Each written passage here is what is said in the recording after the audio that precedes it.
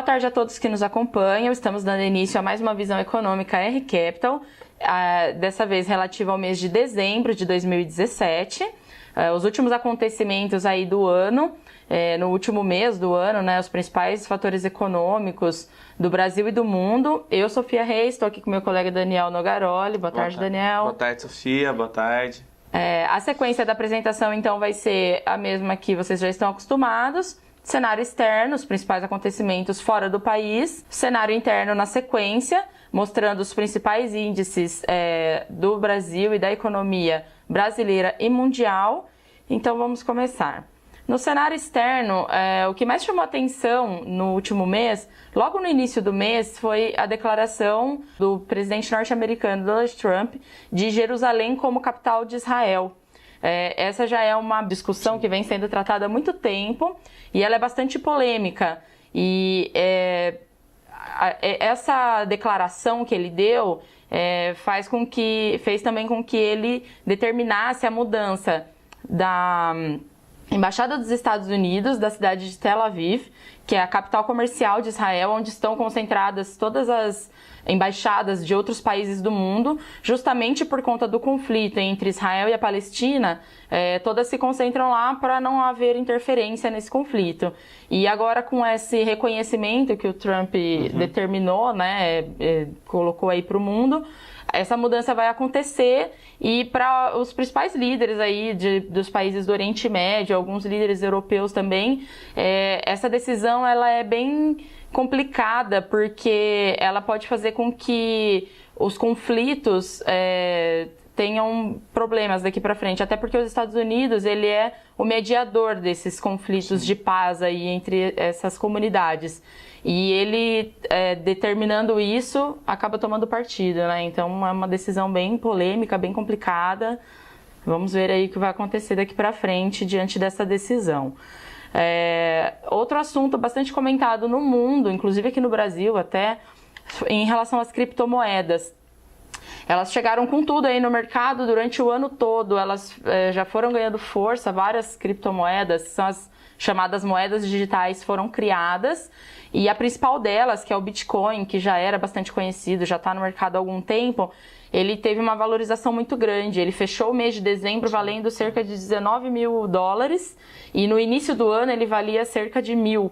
Então houve uma grande movimentação nesse mercado, né? Essa moeda está ganhando bastante destaque, e a tendência por conta disso agora é de que os órgãos regulatórios prestem mais atenção nesse tipo de produto, de investimento, e até façam regulamentações mais adequadas, porque ainda não existem muitas leis e muitas regras para esse tipo de mercado. Então isso pode ser bom, né? Com esse boom que deu, para que ganhe um pouco mais de visibilidade e realmente se torne um bom produto para todos, né? A discussão vai longe ainda sobre isso. Vai, já está bastante acirrada aí, mas o mercado vem crescendo e estão considerando isso já uma coisa boa também, né? Porque é um novo produto, de repente vamos ver o que vem pela frente. Ainda falando um pouquinho mais agora sobre os Estados Unidos, sobre a economia americana, mais especificamente a área do desemprego. Ele continuou estável no mês de dezembro, assim como já vem acontecendo há alguns meses. A economia americana está melhorando, ela está tomando um novo fôlego. Nesse mês de dezembro foram criadas menos vagas de trabalho do que em novembro. Agora em dezembro foram 148 mil vagas, quase 100 mil a menos do que teve em novembro. Mas mesmo assim pode ser considerado uma estabilidade, porque o valor médio da hora trabalhada lá aumentou. Então isso faz o mercado ganhar força, o mercado de trabalho ganhar força. Tanto que o índice de desemprego lá se manteve em 4,1%, assim como em novembro. No cenário interno agora, então, a reforma da Previdência foi novamente o assunto mais discutido aqui no Brasil. O presidente Michel Temer vem apostando bastante nisso, eles estão fazendo várias ações, né, o governo todo, para que essa reforma seja aprovada, e até em dezembro chegou a se falar em uma aprovação logo na segunda semana do mês, né? O presidente da Câmara, Rodrigo Maia, afirmou que, à época, né, ele afirmou que ela já poderia ser votada realmente na segunda semana do mês, porém, com essa incerteza dos votos favoráveis, né, a Câmara precisa de 308 votos favoráveis para que ela realmente seja aprovada. E aí, com a incerteza que ficou no ar, acabaram adiando e essa votação foi adiada, então, novamente para o dia 19 de fevereiro, agora de 2018. Então, vamos aguardar aí os próximos acontecimentos em relação à reforma. Mas é a principal pauta do governo, então acreditamos que até lá vai ser o assunto mais comentado. Até que haja essa votação. Sofia? Outro tema polêmico, né, que aconteceu em dezembro foi foi marcada a data do julgamento do ex-presidente Lula. A data, então, ficou para o dia 24 de janeiro de 2018, né, o julgamento da segunda instância do processo em relação ao tríplex do Guarujá. Em junho, o ex-presidente ele já havia sido condenado pelo juiz Sérgio Moro a 9 anos e 6 meses de prisão, teve bens bloqueados pela justiça, porém, através de uma liminar, ele conseguiu a possibilidade de responder a esse processo em liberdade. Então, no finzinho do mês, aí a gente vai ter a resolução desse caso, vamos ver o que vai acontecer também. Agora o Daniel vai começar a falar pra gente agora as principais atividades do Brasil e as principais taxas e informações econômicas. Como que foi a economia, os dados econômicos divulgados no mês de dezembro. Bom, eu vou começar falando do PIB. Agora no 1º de dezembro foi divulgado o PIB do terceiro trimestre. Então, o país teve um crescimento de 0,1%, tá? Em comparação ao mesmo período do ano passado, né, em 2016 no caso, a gente teve um crescimento da economia de 1,4%. Esse resultado foi puxado pelos investimentos, pela formação bruta de capital fixo, tá? Outros setores que compõem o PIB, como serviços, indústrias, eles registraram crescimento, enquanto os gastos do governo continuaram em queda, tá? Foi o 5º mês consecutivo de gasto que o gasto do governo apresentou queda. Tá, e por conta disso, o mercado respondeu bem. O ministro da Fazenda, o Henrique Meirelles, ele elevou a estimativa de crescimento do PIB de 0,5% para 1% em 2017, tá? E de 2% para 3% em 2018. Então, o governo está apostando alto no crescimento da economia para o ano que vem, recuperando depois dessa longa crise que o país sofreu. E o mercado, via o Boletim Focus, também vai de encontro a essa tendência apontada pelo governo. Tá? Outro índice importante divulgado no mês de dezembro foi o IBC-BR, considerado uma prévia do PIB. Registrou crescimento de 0,29% em outubro, referente ao mês de setembro. Então já é uma sinalização de que a economia continuou crescendo do terceiro trimestre para o quarto. Tá? Em 12 meses, o crescimento, segundo esse índice, está em 0,26%. O IBGE também divulgou, como já faz algum tempo, eles divulgam mensalmente a produção tanto industrial, de comércio e de serviços. A industrial avançou 0,2%. O destaque para esse resultado do mês foi referente aos automóveis, tá? E os veículos automotores, reboques e carrocerias. Nesse mês eles produziram bastante.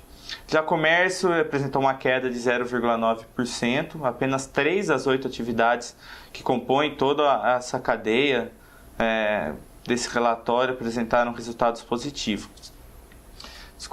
E agora, por fim, os serviços, o volume de serviços prestados também caiu entre setembro e outubro, e a queda foi de 0,8%.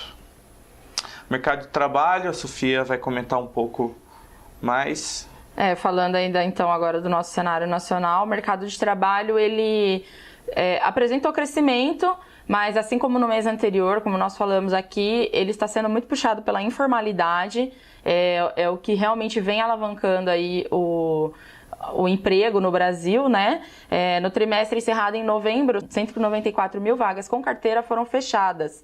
Porém, em contrapartida a esse número, o número de trabalhadores sem carteira cresceu.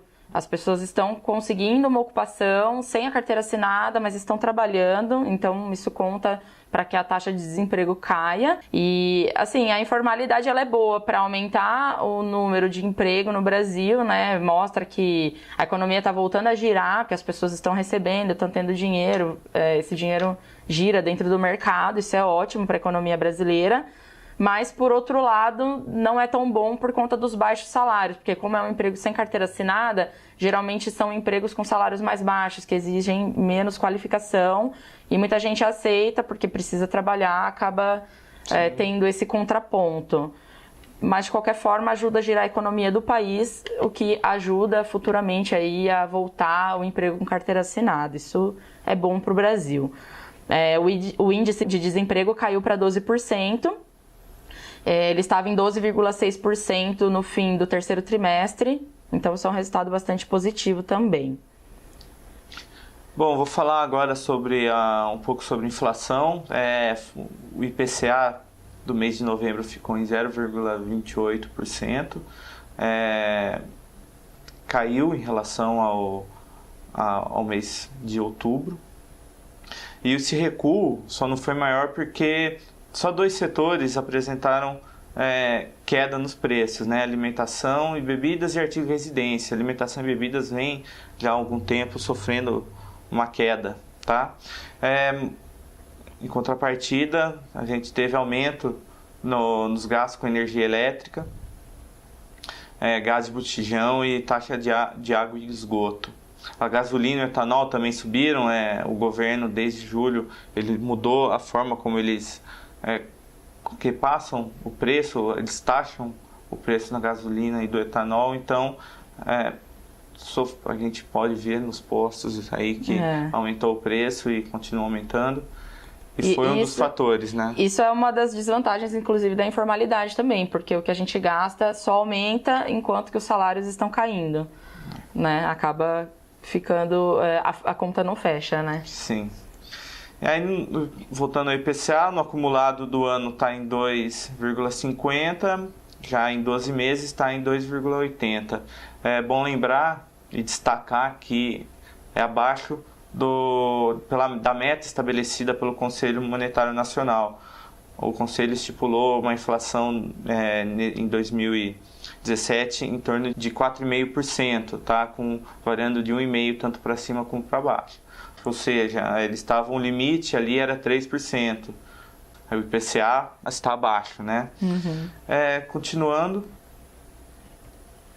vou falar um pouco da taxa Selic.